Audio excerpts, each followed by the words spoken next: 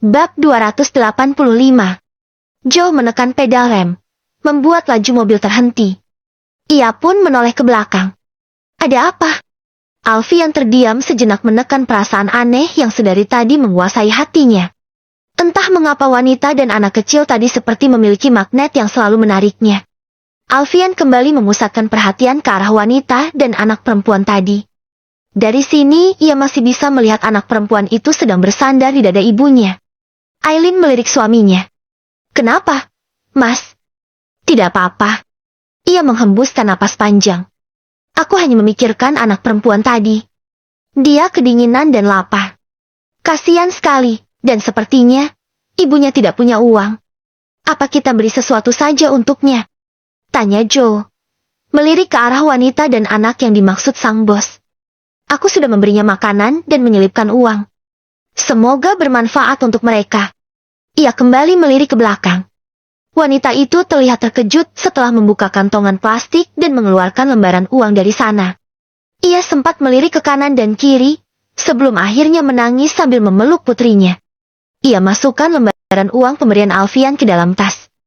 Mungkin karena anak itu seusia Bian, aku merasa seperti melihat Bian dan ingin memeluknya. Alfian berucap lirih. Mendengar nama putrinya disebut, Aileen ikut menoleh ke belakang.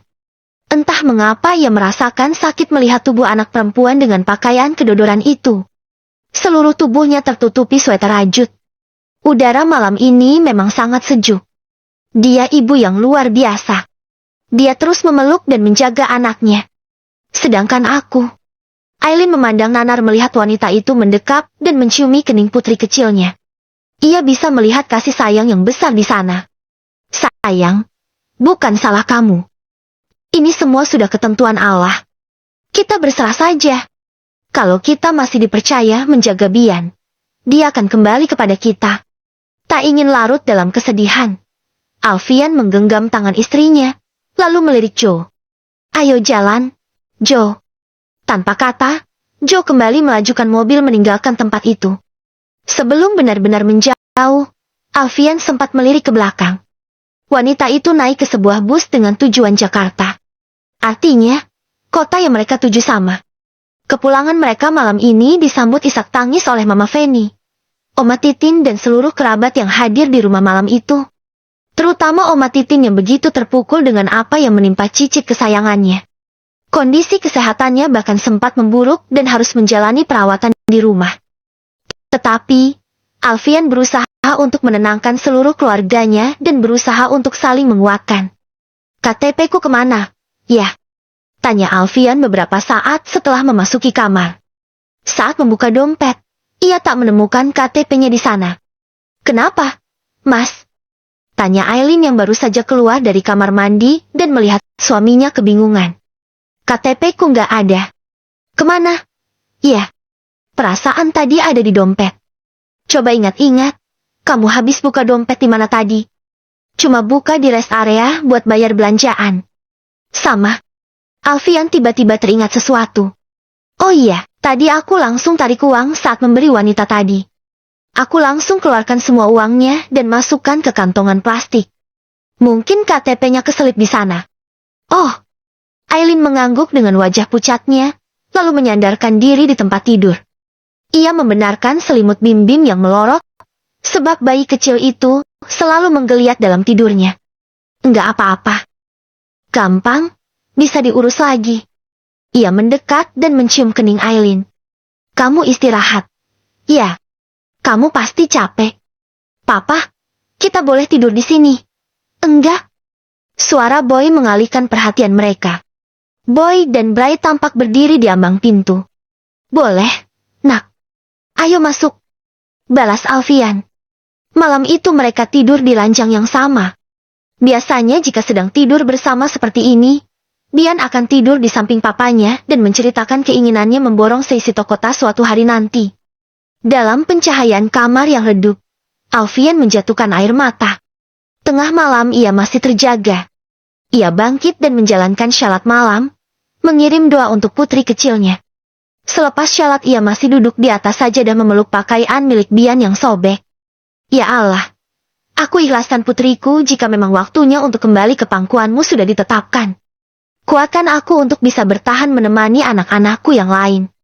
Sehatkan mereka dan panjangkan umurnya. Hari demi hari berlalu sejak hilangnya Bian. Setelah melalui proses pencarian panjang, Alfian menyatakan bahwa putri satu-satunya tersebut telah wafat meskipun jasadnya belum ditemukan. Status pencarian pun berubah, dari pencarian orang hilang menjadi pencarian korban tenggelam. Pengajian selama 7 hari pun telah digelar dan menandai kepergian Bian untuk selamanya. Di hari ke-40 mereka menggelar doa bersama kaum duafa, yang ditutup dengan membagikan makanan dan bantuan berupa uang. Kehidupan pun berlanjut meskipun kebahagiaan tidak akan pernah sama seperti ketika Bian berada di tengah mereka. Setiap ulang tahun, Bray tidak pernah mau merayakannya lagi. Ia akan mengurung diri di kamar dan menangisi Bian. Merasa menjadi penyebab dari hilangnya adik kembarnya itu. Sedangkan Aileen, setiap ulang tahun putrinya, ia akan selalu membeli tas untuk Bian dan meletakkan di antara koleksi tas yang lain. Kamar Bian tidak pernah berubah sejak kepergiannya. Setiap 2 kali seminggu, Aileen akan memberikan, seolah Bian akan kembali menempati kamar itu suatu hari nanti. Andai kamu ada di sini, nak, Mama tidak akan kesepian seperti sekarang. Aileen berucap lirih memandangi foto putrinya. Jika Aileen memilih mengenang putrinya dengan berdoa di kamar, Alfian dan Boy melakukan hal yang berbeda. 1 hari setelah ulang tahun Bray dan Bian, mereka akan pergi ke tempat di mana Bian hilang dan melakukan doa bersama di sana. Membagikan bantuan untuk warga kurang mampu. Untuk mengenang Bian, warga di sana juga membuat gapura dan taman kecil bertuliskan Taman Bianca untuk mengenangnya. Setiap hari Jumat, Alfian akan mengirim sejumlah uang kepada seseorang yang ia percaya di desa tersebut untuk menggelar acara Jumat Berkah, di mana mereka akan membagikan makanan gratis di taman itu. Dan kini sudah 4 tahun Bian sejak kepergian Bian. Boy sudah menginjak usia 15 tahun. Sedangkan Bray sedang dalam peralihan dari anak-anak menjadi remaja. Keduanya tumbuh dengan karakter bertolak belakang. Walaupun begitu keduanya tetap kompak. Boy menjadi remaja yang sangat populer. Tampan, persis seperti Alfian di masa mudanya dulu. Ia juga baru saja memasuki bangku SMA. Sedangkan Bray, karakternya lebih pendiam dan dingin. Senang menyendiri dan terkesan tertutup. Ia hanya memiliki satu keinginan, yaitu menemukan saudara kembarnya dan meminta maaf atas kelalaiannya. Papa. Panggilan menggemaskan itu menjadi sambutan pertama saat Alfian tiba di rumah. Si bungsu, Bim Bim, sudah menginjak usia 4,5 tahun. Ia semakin aktif dalam bergerak, sehingga Alfian harus menugaskan 2 pengasuh untuk menjaga putra bungsunya itu secara bergantian. Lihatlah, betapa rumah ini dibuat sangat berantakan karena ulahnya. Mainan berserakan di mana-mana. Bim Bim seperti perpaduan dari ketiga kakaknya. Ia suka mengoleksi kostum seperti Boy, suka menjelajah seperti Bray dan sangat cerewet seperti Bian. Assalamualaikum, jagoan papa. Ia berjongkok sembari merentangkan tangan. Bim Bim melabuhkan diri dalam pelukan sang papa. Papa, Bim Bim habis main bajak laut sama Mbak Lily. Alfian berdecak sambil menggeleng. Kok salamnya papa nggak dijawab? Oh iya, lupa. Waalaikumsalam, papa. Nah, gitu kan baru anak pintar. Papa, mama nangis lagi. Ucapnya polos, sambil menggambar garis air mata di pipi sang papa. Terus mamanya di mana sekarang? Di kamarnya kakak Bian. Mama bilang, lagi kangen sama kakak Bian. Memang, kakak Bian kemana? Pak, kakak Bian sudah pulang ke rumah Allah. Nah, Alfian mengusap puncak kepala putranya dan mencium kening. Ya sudah, Bim Bim main lagi. Papa mau lihat mama dulu. Jangan marahin mama ya, Pak. Pintanya polos. Enggak, nak. Alfian terkekeh. Putra bungsunya itu sangat posesif dengan mamanya. Mungkin karena selalu melihat sang mama menangis seorang diri. Benar saja, saat memasuki kamar, Aileen sedang menangis seorang diri sambil memeluk bingkai foto Bian saat baru lahir. Isak tangisnya terdengar memilukan. Alfian mendekat dan duduk di sisinya. Sayang, kamu kenapa? Seraya mengusap lelehan air mata di pipi. Aku teringat Bian. Mas. Aku sangat merindukannya. Alfian mengulas senyum tipis, lalu memeluk dan menciumi kening wanita kesayangannya itu.